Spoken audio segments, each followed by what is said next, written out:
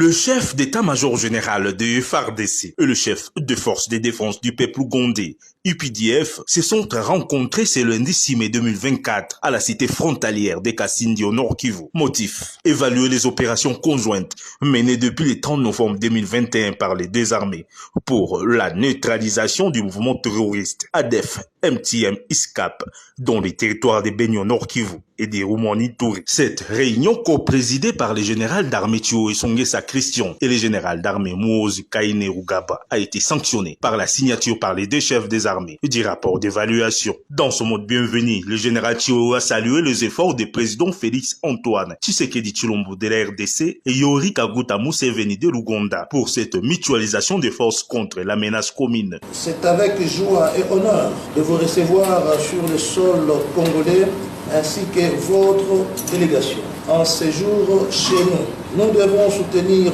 les efforts de nos commandants suprêmes pour avoir mis nos deux armées ensemble, en train de lutter contre un ennemi commun, qui est l'ADF, qui n'a cessé d'apporter désolation parmi nos populations.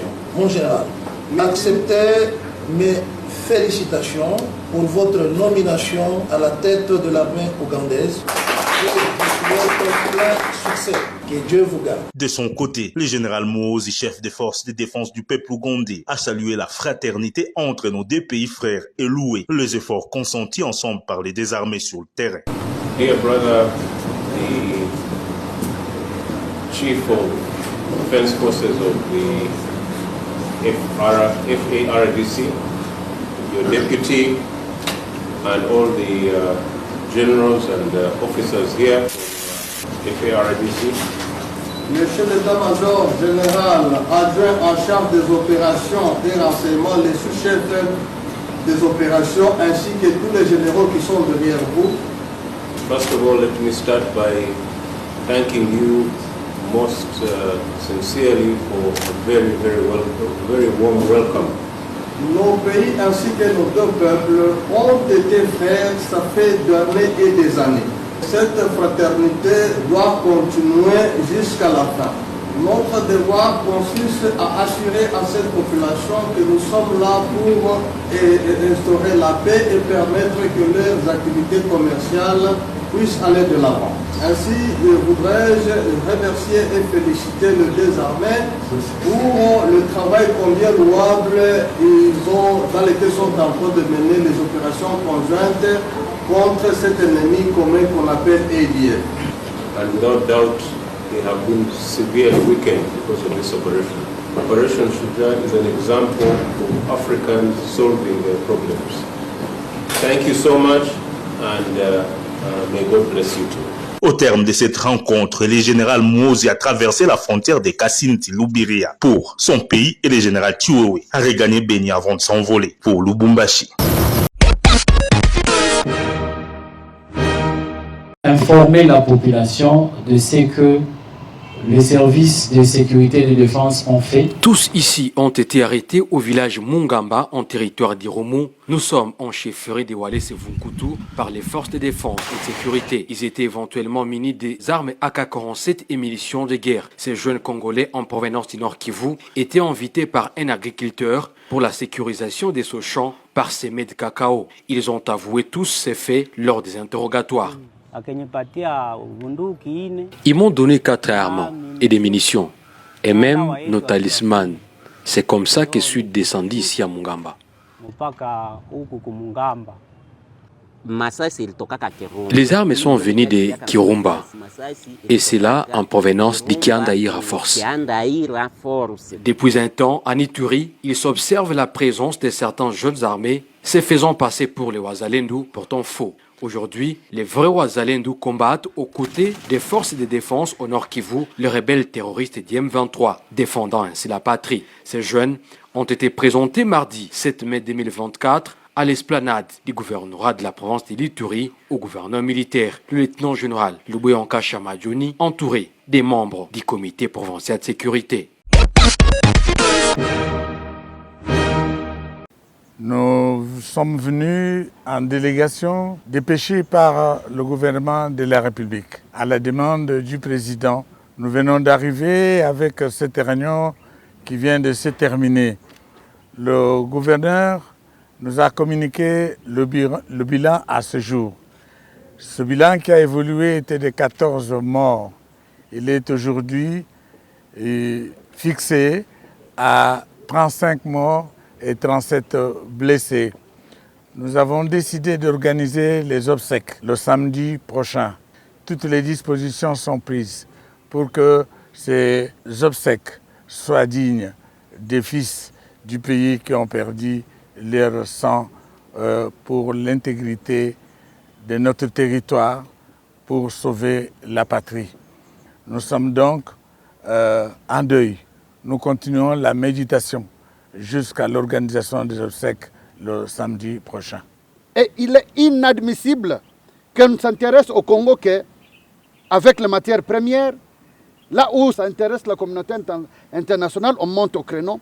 Mais lorsque des vies humaines, des enfants, des femmes sont fauchés, sont violés à longueur de journée, ça n'interpelle pas la communauté internationale. Nous en avons marre. Et avec le chef de l'État, nous voulons effectivement nous battre pour que nous puissions défendre nos droits.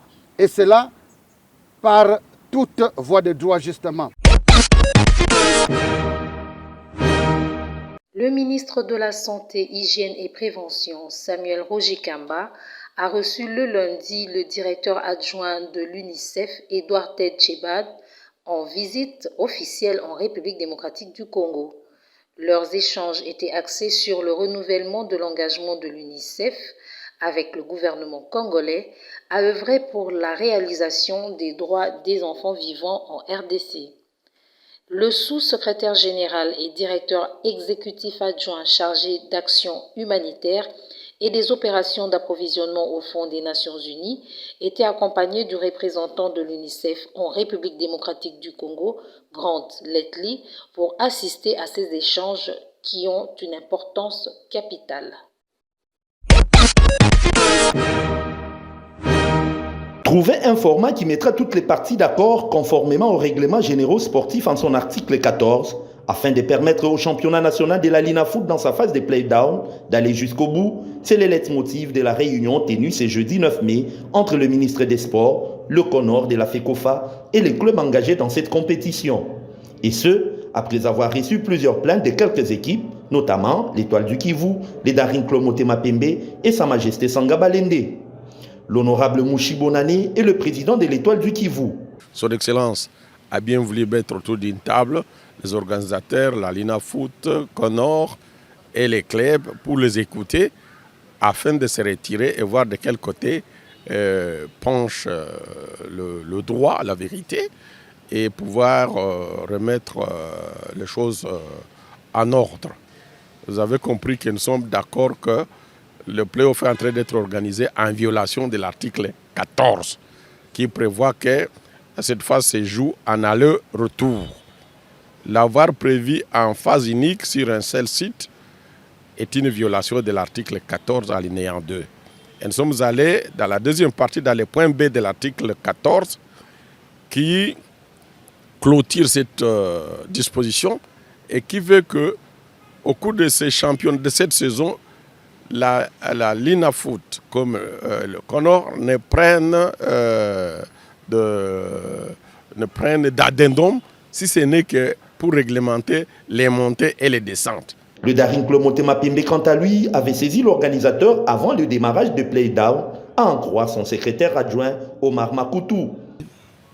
Avant que cette phase de Playdown puisse être fixée, le DCMP avait écrit à la Linafoot qu'il est inconcevable qu'après 4 mois d'inactivité, qu'on puisse brusquement demander au club de jouer une compétition et en manche unique. Le DCMP est dans la logique du respect des règlements généraux et sportifs. Le CONOR de la Fédération congolaise de football association reste par ailleurs confiant du patron des sports en République démocratique du Congo, François-Claude Kaboulou-Mwanakabulo, pour que ces championnats arrivent normalement à son terme. Nous sommes venus chez l'autorité des sports dans ce pays, qui ne peut pas accepter que sous son règne et pendant que lui dirige, qu'il y ait des championnats qui s'arrêtent en cours de route sur un coup de tête d'un ou des deux clubs. Donc l'autorité va prendre la mesure qui s'impose pour que nous finissions en toute quiétude le championnat national. Il est à noter que toutes les entités conviées à cette réunion étaient présentes, sauf la Linafoot qui a brillé par son absence.